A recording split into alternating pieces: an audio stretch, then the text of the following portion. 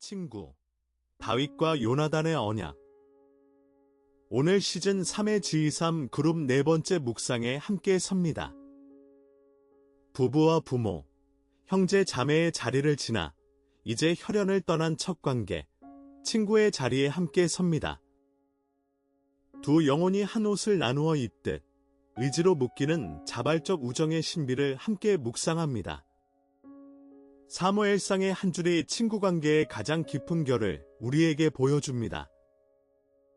다윗이 사울에게 말하기를 마침에 요나단의 마음이 다윗의 마음과 하나가 되어 요나단이 그를 자기 생명같이 사랑하니라. 사무엘상 18장 1절. 이 한 줄에 친구 관계의 신비가 압축되어 있습니다. 한 영혼이 다른 한 영혼과 하나가 되는 자리. 여기서 결정적인 단어가 있습니다. 하나가 되어.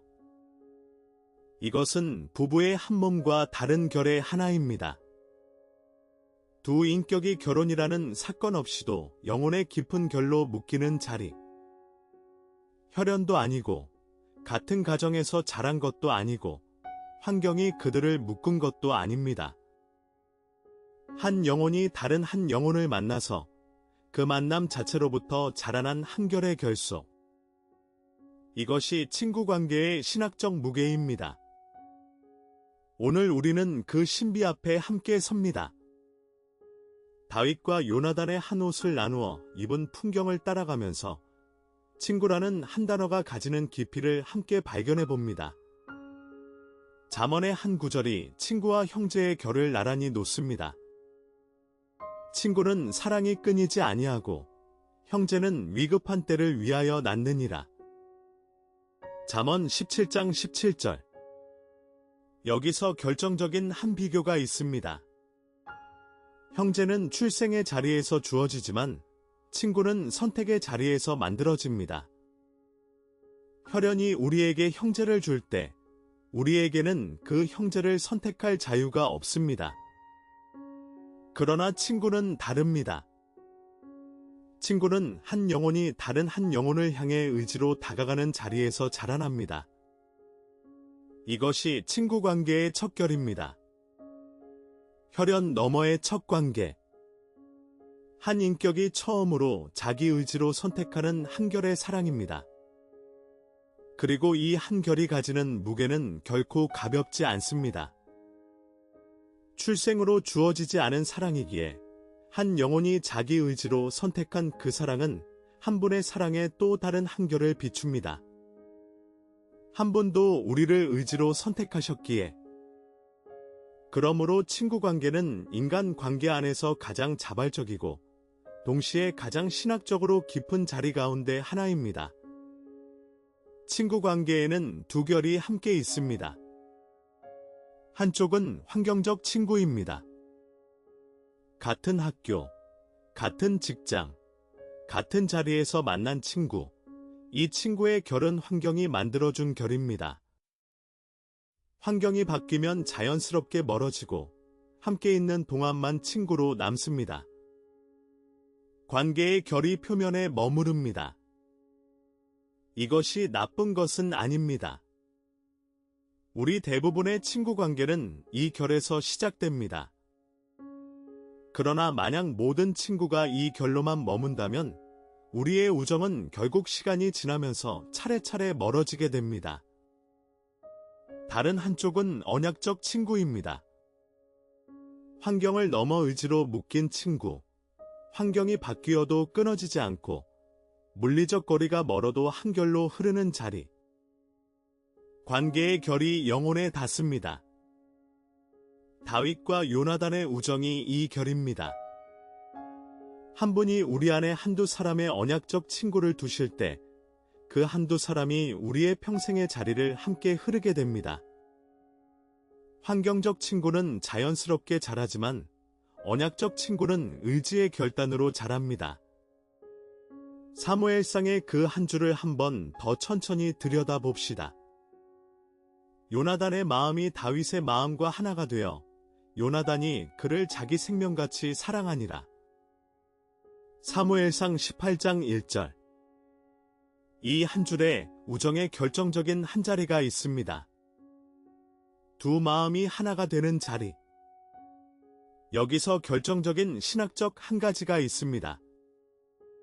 친구 관계는 단순히 시간을 함께 보내는 자리가 아니라는 사실입니다. 그것은 두 영혼의 결이 한 자리에서 서로를 알아보는 사건입니다. 어떤 만남에서는 시간이 흘러도 두 영혼이 평행선처럼 만나지 않습니다. 그러나 어떤 만남에서는 첫 자리에서부터 두 영혼이 서로를 알아봅니다.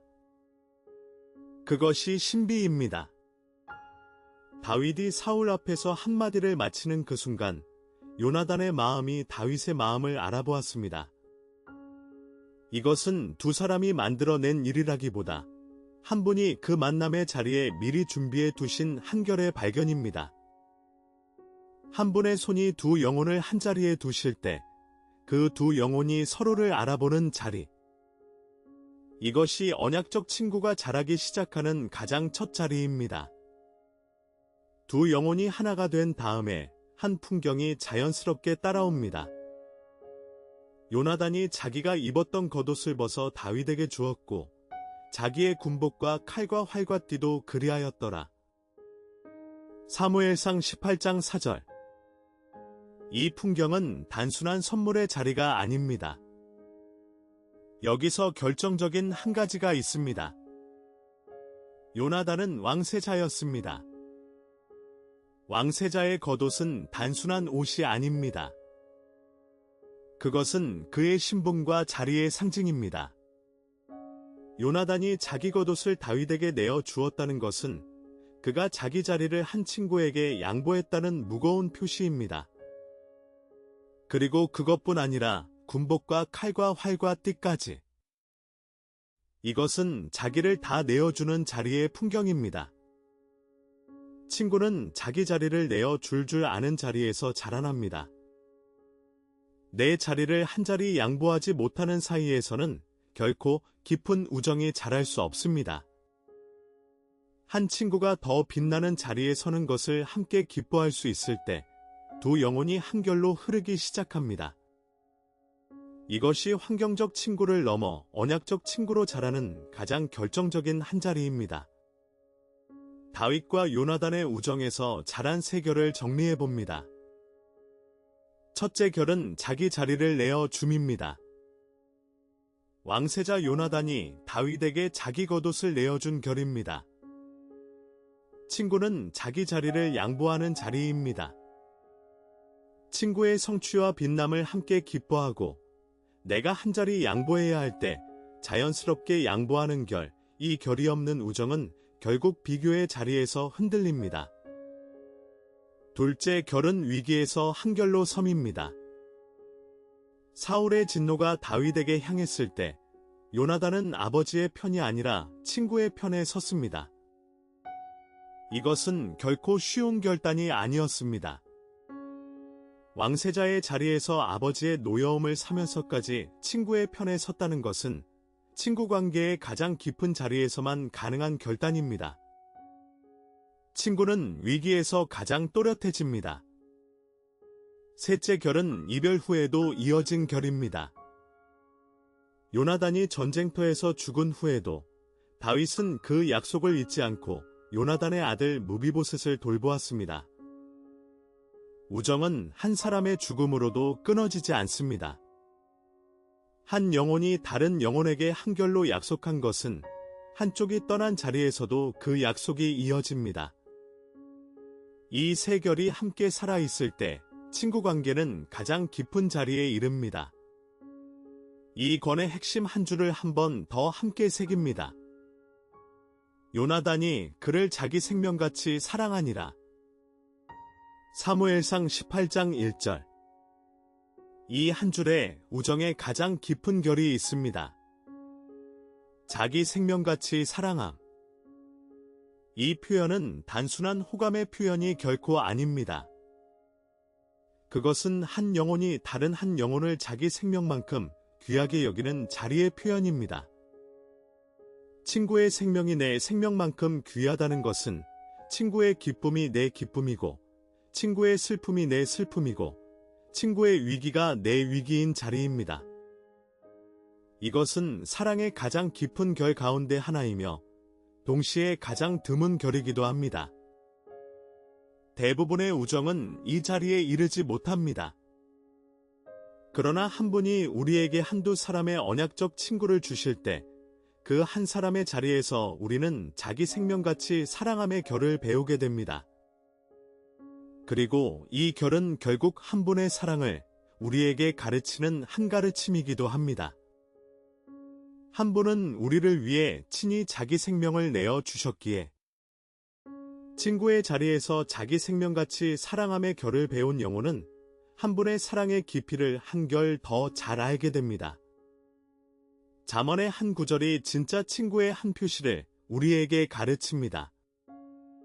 친구의 아픈 책망은 충직으로 말미암는 것이나 원수의 잦은 입맞춤은 거짓에서 난 것이니라.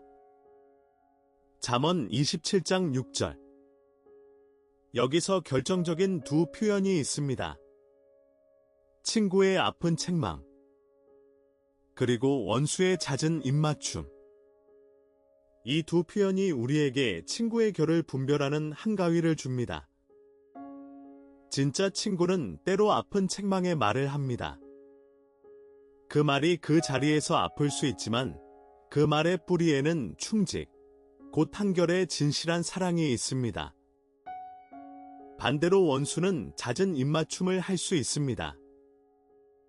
그 입맞춤이 그 자리에서 달콤할 수 있지만 그 입맞춤의 뿌리에는 거짓이 있습니다. 이 한 줄이 우리에게 가르치는 것은 분명합니다. 친구의 진짜 결은 그 사람이 내게 듣기 좋은 말만 해주는가가 아니라 내가 들어야 할 말을 사랑 안에서 해주는가에 있습니다. 내가 자라야 할 자리를 함께 보아주고 내가 멀리 가야 할 때 그 길을 함께 분별해주고 내가 잘못 가는 자리에서 한 줄 진실로 멈춰 세워주는 사람. 그가 한 분이 우리에게 보내신 진짜 친구입니다. 친구가 우리에게 하는 말에는 두 결이 있습니다. 한쪽은 달콤한 말만의 친구입니다. 이 친구는 내가 듣고 싶은 말만 해줍니다. 내 결정이 옳다고만 해주고 내 자리가 잘 가고 있다고만 해주고 갈등을 피하기 위해 진실의 말을 한자리 내려놓습니다. 이런 친구와의 시간은 단기적으로 편합니다. 그러나 긴 시간 안에서 내 영혼은 자라지 못합니다. 내가 보지 못하는 자리를 함께 보아주는 사람이 없는 자리에서 나는 결국 자기 안에 갇히게 됩니다. 다른 한쪽은 진실의 말을 함께하는 친구입니다. 이 친구는 내가 들어야 할 말을 사랑 안에서 해줍니다. 단기적으로 그 말이 아플 수 있습니다. 그러나 그 말의 뿌리에는 충직이 있기에 그 말은 결국 내 영혼이 자라는 자리로 나를 데려갑니다. 긴 시간 안에서 두 영혼이 함께 자라납니다. 두 친구는 외형으로는 둘 다 친구처럼 보입니다. 그러나 짧은 시간을 넘어 긴 시간으로 가면 한쪽 친구는 점점 멀어지고 다른 한쪽 친구는 점점 깊어집니다. 그러나 친구의 자리에도 결정적인 한계가 있습니다. 욥은 가장 깊은 고난의 자리에서 한 줄을 남겼습니다. 내 친구들이 다 나를 가증히 여기며 내가 사랑하는 자들이 돌이켜 나의 원수가 되었구나. 욥기 19장 19절. 이 한 줄에 우리가 정직하게 마주해야 할 한 진실이 있습니다. 친구의 사랑도 결국 인간의 사랑이라는 사실입니다. 친구도 한 인간이기에 한계가 있습니다. 친구도 때로 내 자리를 다 이해하지 못하고, 친구도 때로 자기 자리에 매여 내 곁에 있지 못하고, 친구도 때로 한 분의 길과 다른 길로 흘러갈 수 있습니다. 심지어 욥의 친구들처럼 친구들이 내 가장 깊은 고난의 자리에서 나를 정죄하는 자리에 설 수도 있습니다. 이 사실 한 줄이 우리에게 한 가지 결정적인 결을 줍니다.